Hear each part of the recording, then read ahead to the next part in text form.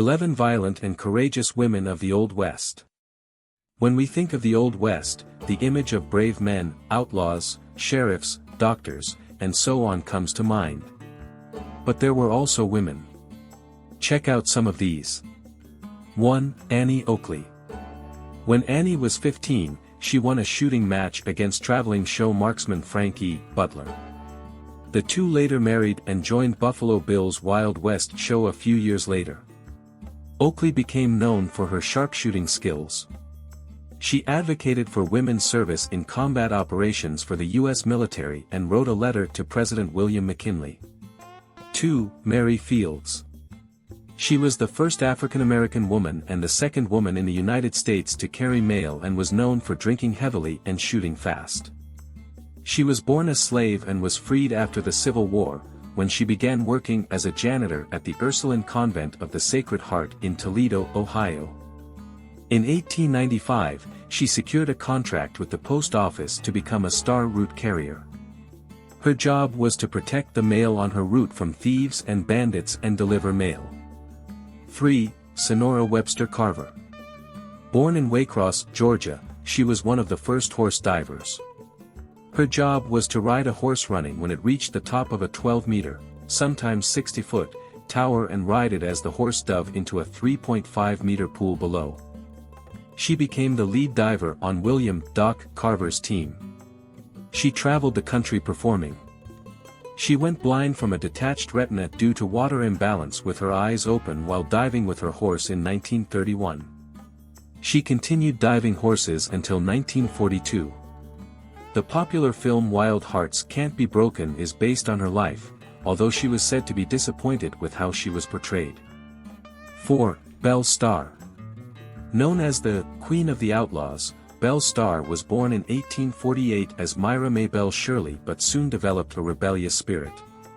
She mingled with outlaws and became a horse thief. As her fame grew, she remained a genteel lady. She drank whiskey and galloped on her horse at breakneck speeds, but always rode side saddle. She threatened men who harassed her with a gun. Once, she told the Dallas Morning News that she was the friend of any brave and gallant outlaw. Starr was mysteriously murdered in 1889. 5. Cathay Williams. She was the first African-American woman to enlist in the Army, disguising herself as a man. Although she was hospitalized 5 times, no one discovered her secret.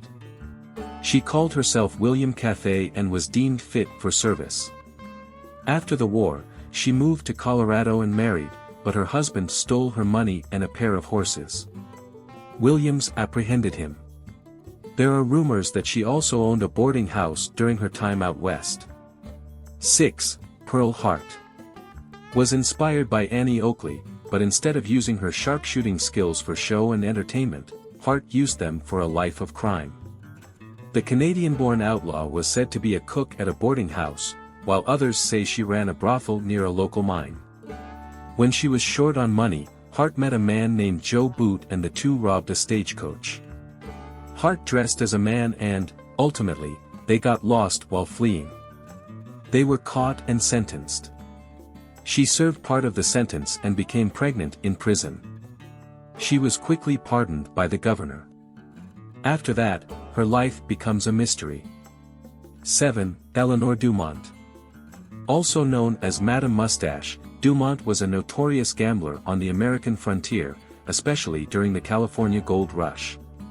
No one knows exactly where she is from, some say France, others say New Orleans. She showed up in San Francisco in 1849 and worked as a card dealer. After a few years, she opened her own upscale gambling hall. She refused to let in dirty, impure men and served champagne with whiskey. She was so successful that she bought a farm and started raising cattle. But then she met a man named Jack McKnight, whom she thought loved her and she could trust. She handed her property over to him so he could manage it. McKnight was a con man and took all her money and left her with serious debts. She didn't take it well. She hunted him down and shot him with 2 shotgun blasts. Unfortunately, she killed herself when her debts became too large. 8. Laura Bullion. Bullion may have always been destined for a life of crime, as her father was a Native American bank robber. While working as a prostitute in Texas, she joined the Wild Bunch gang, where she worked with Butch Cassidy in the Sundance Kid. She became known as the Rose of the Wild Bunch and helped the gang in their robberies. She helped sell stolen items, forged checks, and there are rumors that she disguised herself as a man to aid in the robberies. 9. Bridget Mason. She started life as a slave, but after winning her freedom in court in 1856, she moved to Los Angeles and became a nurse and midwife. 10 years later, she bought her own land for $250, making her one of the first black women to own land in Los Angeles. She was a savvy businesswoman and sold part of the land for $1,500. She built rental space on the remaining section. She eventually had over $300,000 in her name but donated to charities and took on as her mission to help the poor and needy. She founded the first African Methodist Episcopal Church in 1872, which continued to help people even after her death. 10. Katherine Heron. She was known as Big Nose Kate because she worked as a prostitute and didn't want to be mistaken for another prostitute named Kate. She was known for her stubbornness and resilience. She spent the 1880s moving around the Midwest and claimed to work as a prostitute because she enjoyed not belonging to any man or house. She met Doc Holliday in Kansas, and the two started a relationship. Once, when he was arrested and jailed for killing a man in self-defense, Kate set fire to an old building. The fire threatened to burn down the entire town, and while the town was busy dealing with that, she held the guard watching Holliday at gunpoint while she freed her lover. They escaped and remained together until Holliday's death. 11. Susan Anderson. Was known as Doc Susie for her dedication to medical practice. She was born in 1870 in Indiana and studied medicine before starting her own practice.